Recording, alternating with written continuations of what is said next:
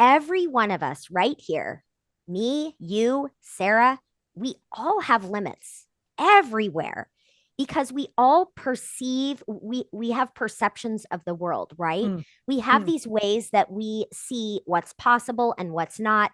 So in any given moment, I think we could all think today about what are the things I'm believing that I'm limited in, just in mm. small ways. And then really thinking, is this really true?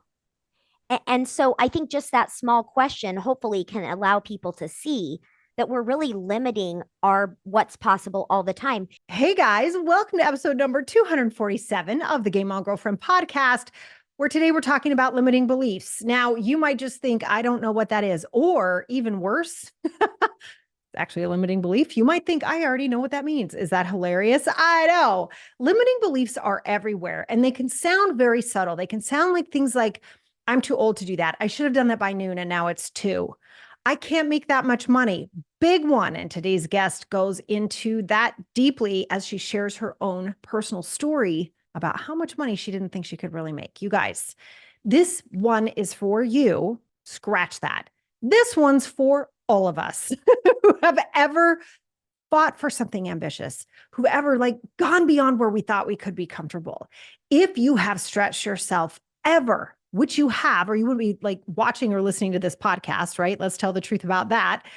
If you've done that in those moments, you know, what do you bump up against? You bump up against what you actually believe is really possible for you. And it doesn't always sound like, I'm not good enough to do that. Sometimes we think those are the only limiting beliefs that matter. After today's episode with awesome limiting belief expert and coach, Molly Claire, you'll see there's another side. Molly is a master coach instructor and founder of Holistic Master Coach Training inside the Masterful Coach Collective. She helps coaches develop superior coaching skills so they can guarantee results for their own clients while designing simple, profitable business models. She believes that you can coach more, market less, and create the ideal of quality of life that you deserve. She's a 7-figure business builder. She's the proud mom of 3. She's a top 3% podcaster. So good. And she's the best-selling author of The Happy Mom Mindset. I want you to pop in those earphones because this is going to be an episode I have a feeling you'll come back to a couple of times when you are feeling stressed, if you feel like you're alone in being the human who's juggling all the things, or you've just set a new goal and those limiting beliefs pop right up in your face. This one's for you. Let's get to it. Molly, welcome to the Game On Girlfriend podcast. I am excited to dive into all things limiting beliefs. Welcome. Thank you. I'm so excited to be here and talk to your audience.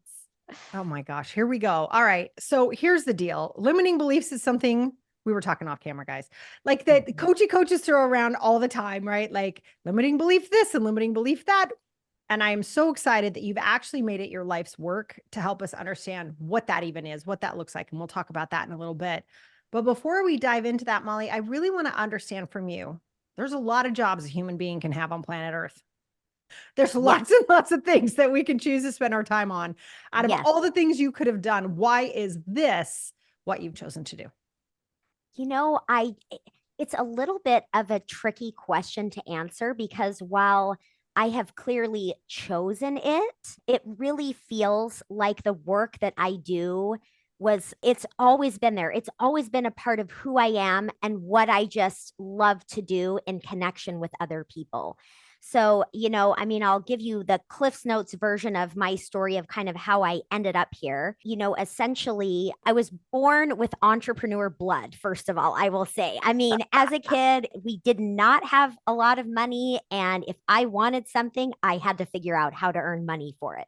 Hmm. And so I started earning money at a very young age, doing a lot of different things. And so there's that. And then in adulthood, I did different side businesses and little things, but I actually was primarily a stay at home mom for quite Hmm. a while after having my first child. And so, I was always on the lookout for what is the thing? What is the thing that is going to allow me to use my gifts and help me feel alive and help others and also have that balance in my life, right? So that was kind of happening. And then when I found coaching, which I didn't even know what it was, right? Most of us, it's like, what is this Sure, you fall Hey, into it. Yeah, most of us yeah, did. Yeah, yeah, absolutely. yeah. And when I found it, I actually was at a bit of a crisis in my life. So I've always been a very high energy person, and I actually got hit with chronic fatigue syndrome. Oh, So dang. here I was. I had three kids. My youngest was two when I got chronic fatigue syndrome, and I was at this point. I was depressed because my body wasn't working. I couldn't exercise. I couldn't be the mom and the person I wanted to be. My marriage was struggling, and I just was having a lot of emotional stuff coming up for me about my life. And so long story short, I had a coaching session with someone that was just getting into the coaching world, and it blew my mind.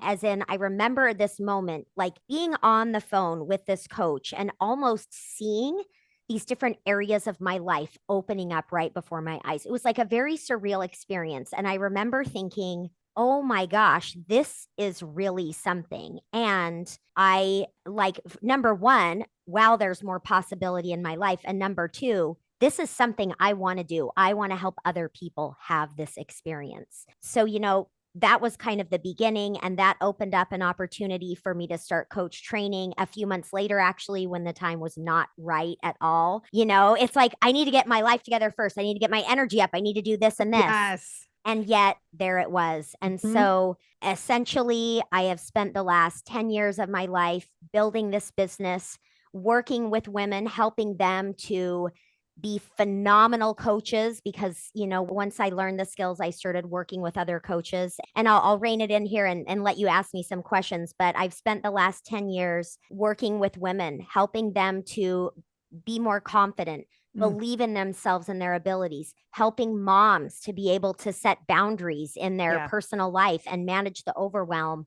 And that was kind of where I started actually working with moms. And then I've shifted to helping other coaches to be able to build their businesses. So, Yeah. So good. I mean, I do think it's one of the things people who love to coach, right, don't necessarily know how to run a business. And I think it's one of the things that is so important for us to support because I truly believe coaches can change the world. And I know that sounds yes. like, well, oh, how self-serving of me to say, right?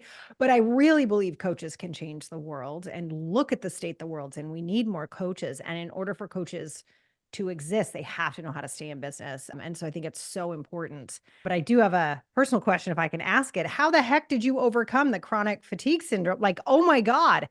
Sorry, I have Oh, to start there. I have 2 autoimmune diseases, so I'm always like, how do we take better care of ourselves? What do we need to do? So I'd love to know if yes. you're willing to share how you were able to work through that. Yeah, I mean, and it's been so many things, honestly. I worked with a functional medicine doctor. Mhm. I actually did a program with the Optimum Health Clinic that Okay. specializes in chronic fatigue syndrome. Oh, I cool. worked with their nutritionist. We did all kinds of labs, and there's a psychological component as well, not this idea that oh, it's all in your head, which by the way, anyone with an autoimmune disease knows how frustrating it can be, especially with something that is very nebulous. And it's kind of like, oh, it's all in your head, especially chronic fatigue, right? Oh, you're tired. You just need a nap. Right. Right. No, Yeah, you're it's like, "You need more to than just that. take it easy, lady." And you're like, nope, tried that." Right. I know. Yeah. So, I mean, I would just say it's been many things. Definitely anyone dealing with chronic fatigue syndrome, the Optimum Health Clinic is absolutely phenomenal. They have a podcast. I love to follow Dr. Mark Hyman, who Mhm. I actually didn't realize he had chronic fatigue as well. But it's really been a culmination of mindset, emotion work, health, making sure that inflammation is down in my body, and just really creating a self care plan that I was kind of forced into when my body just did not work the way Well, it it was was. screaming at you, right? That's what I say Yes. too. I mean, I have a Yes. vitiligo, which just I'm so Hmm. white, you can't tell, I do right? as well. I've got it Do you right really? here. Yeah. Yep. I'm like, "Oh," but, I remember when I first got diagnosed, the dermatologist said, "Well, go home and cry because it's just gonna spread." And I was like, Mm. that's the what?" I was like, "That's your answer?" Like, "Wait a Mm-hmm. minute, my body's upset about something, and you're telling me Mm-hmm. just to go home and cry." I don't think so. Mm-hmm. I think I'm gonna listen to what my body's trying to say. That's right. Yeah, it's really important that we actually, I think, talk about setting boundaries for women, right? That we actually advocate for what our bodies are saying. Forget what medicine says. The body says something's wrong here. What do we need? And then really addressing that. And by the way, it hasn't spread because I addressed what my body needed, just so we're all That's clear. that's right. And I want to just say one more thing, Yeah. because when I say this self-care plan that I was forced into, keep in mind prior to this, I was always someone that exercised. I got up Mm. early. I tried to eat well. So it's not like, oh, well, I finally needed to take control of my health. But the problem is that as women, and as women who are very ambitious, we can do all of those things and check those boxes. But wow, are we really missing out on paying attention to our emotional needs, the peace that we need, the space, the boundaries? There's so much there that can be easily overlooked, but it is everything. Yeah, it Yeah. is. It is. Mhm. And I love what you're saying about all the different pieces that kind of come together to support the health of the body, right? It's not just like, oh, eat better. Oh, exercise more. Oh, put up boundaries. Oh, you need to be nice to yourself. Like, thank you for giving me more things to do. It's like, that's Exactly, not what it right? is. It's like really, but really sitting down together and say holistically, what's happening here? And I really like that about your work, Molly. I think that that's why I asked that question about the chronic fatigue syndrome, because when you've Yeah. been through something like that, I think one, it makes us all better coaches when we really have that depth of empathy and understanding, but also understanding and like getting at a bone deep level. I don't know what other word to say other than I get it, right? But to Hmm. really get what it's Hmm. like to have a holistic solution as we look at how we're going through life, which I think leads us right smack dab into limiting beliefs. I just have a tiny suspicion. Uh, Um, how would you yeah. actually define limiting beliefs, Molly? Like I said, we coachy coaches throw it around. What does it mean? Yeah. So when I think about limiting beliefs, sometimes we think about this big limit that we need to find and address and Mm, change. And certainly there is a place for that. And I'll speak in a minute, if you would like, to this idea of really having a big identity shift and moving like a big major limiting belief. So, but we'll put a pin in that for now. And what I'll say is, for your audience listening, every one of us right here, me, you, Sarah, we all have limits everywhere, because we all perceive, we have perceptions of the world, right? mm, We have mm, these ways that we see what's possible and what's not. So in any given moment, I think we could all think today about, what are the things I'm believing that I'm limited in, just in mm, small ways, and then really thinking, is this really true? And so I think just that small question hopefully can allow people to see that we're really limiting our what's possible all the time. And as an entrepreneur, if someone is struggling to believe, that they can reach a certain level in their business, and then they do, guess what? They still have limits that are there for the next level, right? So mm. I think that's it's kind of cool, this idea that as we become aware of the limits that we have, we're always working with those limits and kind of tweaking them and moving them forward. And the work in removing them and expanding what's possible is never done, which is kind of exciting, I think. I like that. Yeah, I Maybe. like that. And you're pointing to one of my absolute favorite questions. I mean, it's kind of twofold, right? So Mm-hmm. one is that true? Mm-hmm. And Mm-hmm. so often we'll go, yes. Right? Like it's just the automatic reply. Yeah, huh? It is, Obviously, it's right? true. And then of course it is. I've been believing it since I was 3. It must be true, right? But Yeah. then underneath that, I love the question too, where did you learn that? I love Mm. that because I think Mm-hmm. it pulls back the curtain on, is it true, right? For people who Mm-hmm. have a hard time, like saying, no, no, no, it is true. This is the belief Yes. I've had. It is true. I Yes. can't do blah, blah, blah, right? And then to pull it back, like, who told you that? Where did you learn Mm-hmm. that? Where did you see Mm-hmm. that? Where did you hear that? I love that you do that with people because I just think these are not, so I love coaching so much because these are not conversations you have all the time. And they're the That's conversations right. that are just fundamentally life changing. Yeah, that's right. And what I do as I work with coaches in my training, we're looking at what I call like the 4 fundamentals of effective change. So anytime we're trying to create a new identity, right? Your listeners wanting to have a business that's hopefully supporting the life that they want. I'm a huge advocate of making sure that business is supporting the life you want. And so we look at mindset, right? The cognition. We look at the emotions, because there are ways we can address underlying emotions behind beliefs. Mm. And then we also look at how our nervous system activation comes into play with keeping us stuck back in set beliefs. And then also ways that effective actions can shift beliefs. So those are kind of the four fundamentals that I focus on: cognition, emotion work, nervous system awareness, and then those action focused strategies. And I use this as a way of helping my clients to remove limits and move to that next level, and then Mm. training them to help their clients, right? Because when they're having people come to them, people come to a coach because they want to achieve something they've never done before, right? They want to Right. make more money, or they want to lose weight, or they want to be a mom that's not screaming every single day at their kids, or whatever it is, right? Yeah. And so we talk through that, and I can share with you, if you want, one of my limiting beliefs that I found with some of I these love questions, that. and Yeah. how this plays into overcoming it too. So Oh, I love it. Please do. Because I think, listen, it's like I always say, no work, right? Whatever work you choose to do in this world, no work lifts you up out of your own humanity. yep. So I always Oh say, my like, people are like, gosh. I've done all these magical things. I'm like, yes, and you still are a person, right? So Oh which my means gosh. we go Yes. through stuff, right? And our shared humanity needs to be spoken Yes. about and out in the open, right? Because none of us is perfect. We all have to Yes. worry about different things. So I'd love to hear what limiting beliefs Yes. we're able to overcome. Okay, so I will say this. So what I'm sharing with you was obviously a past limit that I've since overcome.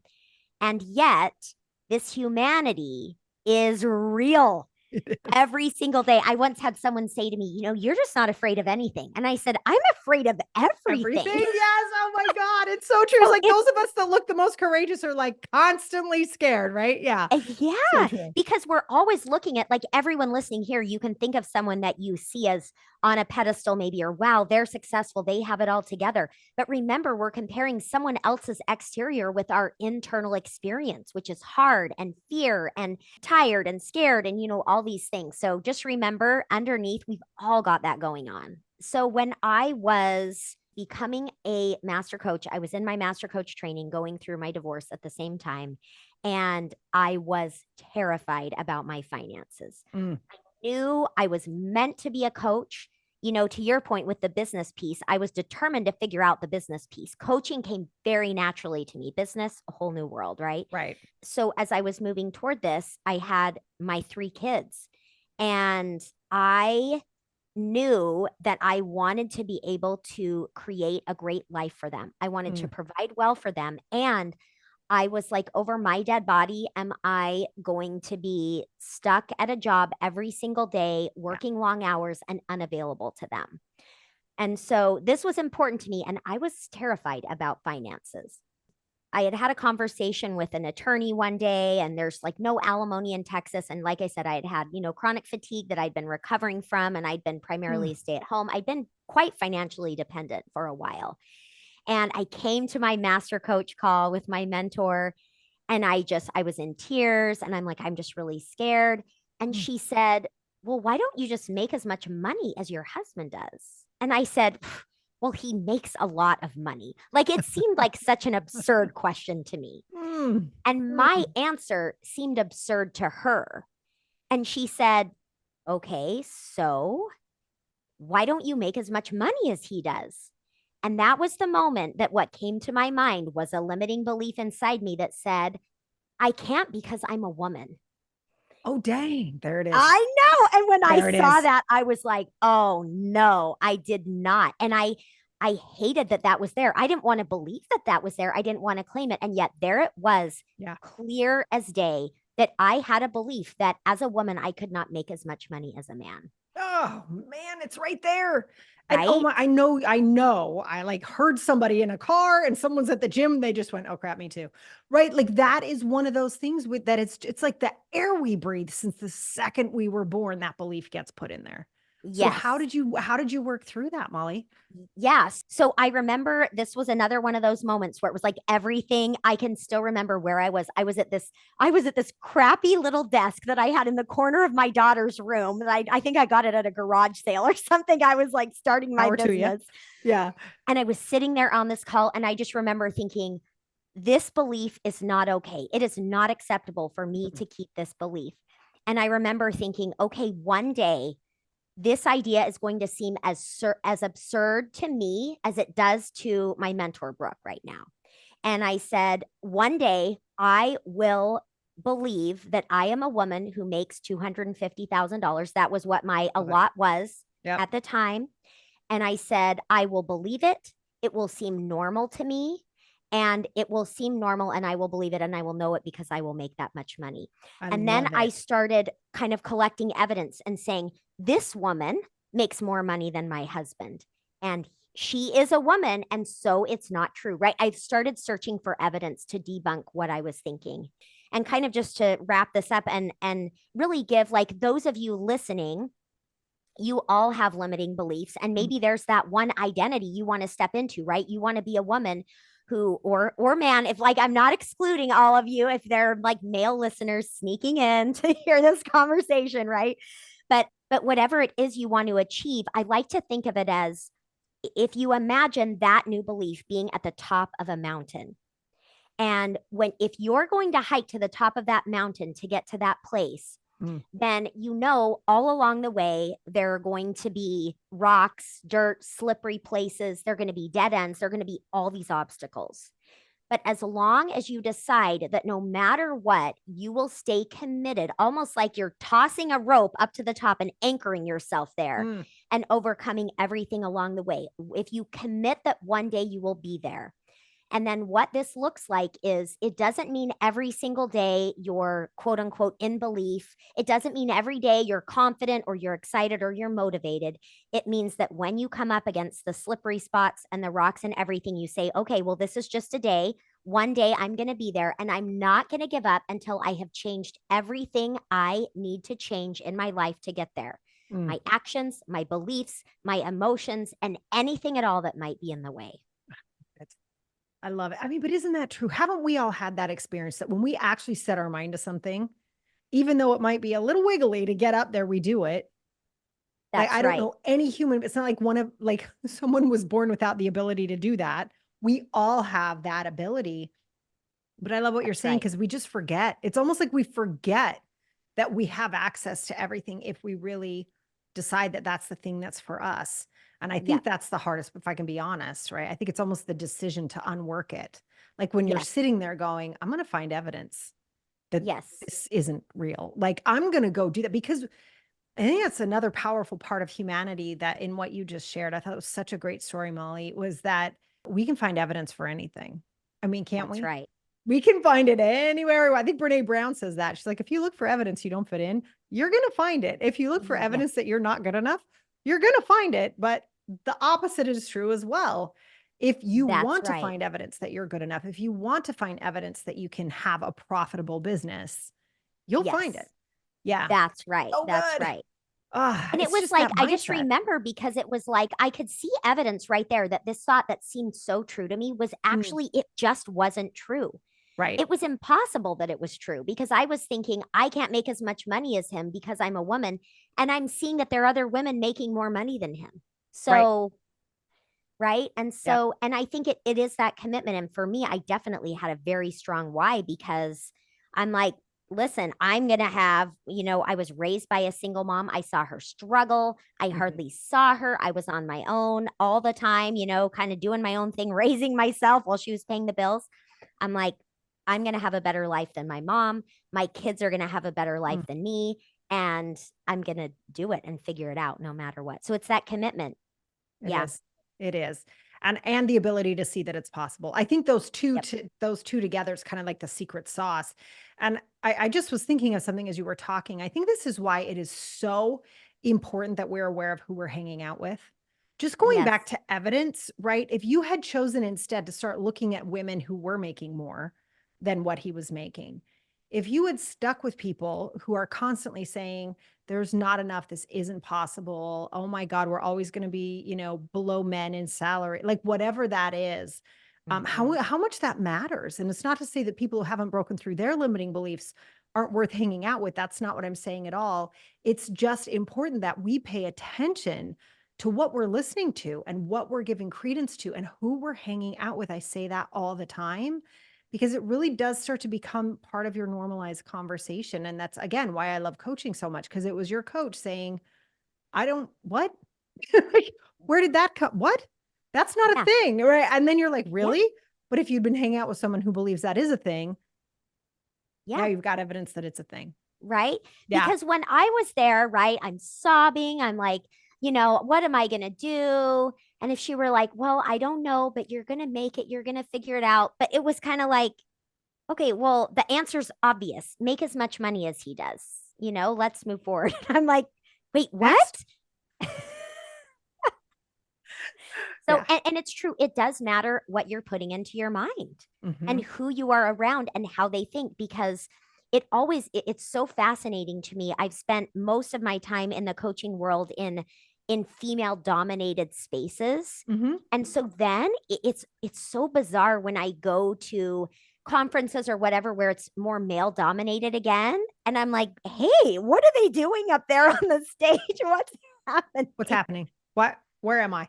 Right. Yeah, it's true though. I mean, and I think, I mean, I'm just going to take a step back and get a little bit more global for all of us for just a second. But I Mhm. do think the shift that's happening in the way work has to happen, in what it Mhm. has to look like, I think that is happening rapidly. And I think women are definitely leading the way on that. I think that Mhm. the Band-Aid that got ripped off during the pandemic, when suddenly everyone could be remote, when before it was impossible.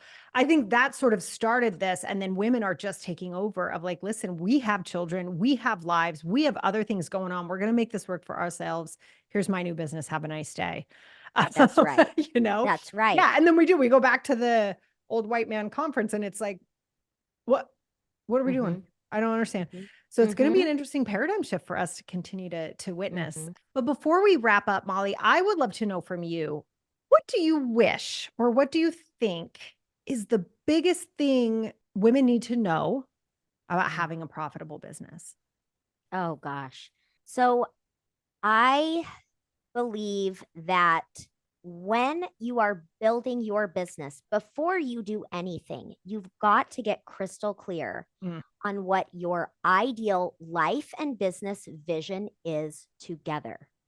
Because as women, when we are building a business and we believe that our business and our personal life are in conflict with each other, it lends itself to us always feeling spread thin, overwhelmed, guilty. I should be here. I should be there. mm, It's not useful. And what I believe is that your personal life and your business are two parts of a bigger picture, mm. which is your ultimate way of existing and living in the world. So when we can think about and I do actually have a training for this. I'm going to tell your listeners where they can find a mini training where I walk through this. But I think that for each of you, taking the time to think about, what do I really want in my life? Who do I want to spend my time with personally and business wise? What do I want to spend my time doing? What is my ultimate? And now, how do I build a business that supports the type of life that I want? Because, and there are many other things, obviously, to having it be simple and profitable for sure. But I think when this piece can be in place, it allows you to have a filter where business decisions are easier, there is less friction because there's Mm, less conflict and guilt. And mhm. we instead can see how these two parts of our life are in cooperation. Everything is smoother and everything is just more clear. So you got to take Ah, the time to do it.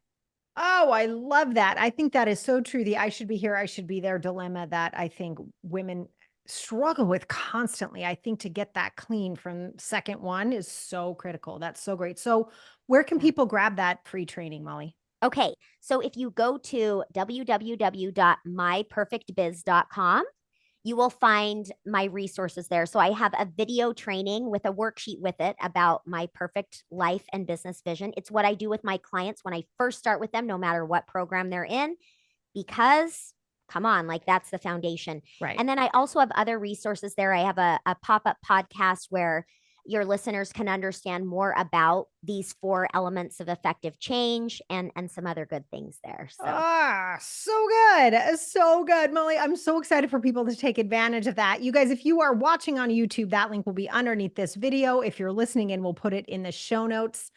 Molly, thank you so much for spending some time with us and sharing your story. I think that's going to help so many people just to know, like, oh, I'm not the only one who had that thought. So important that we see our shared humanity like that. I really appreciate your generosity. Yes, thank you so much for having me. I hope those of you listening feel inspired because I believe you really if you want something, just the fact that you desire it is evidence that it's possible. So go Mm, after speak on it. Thanks, it. Molly. Thank you.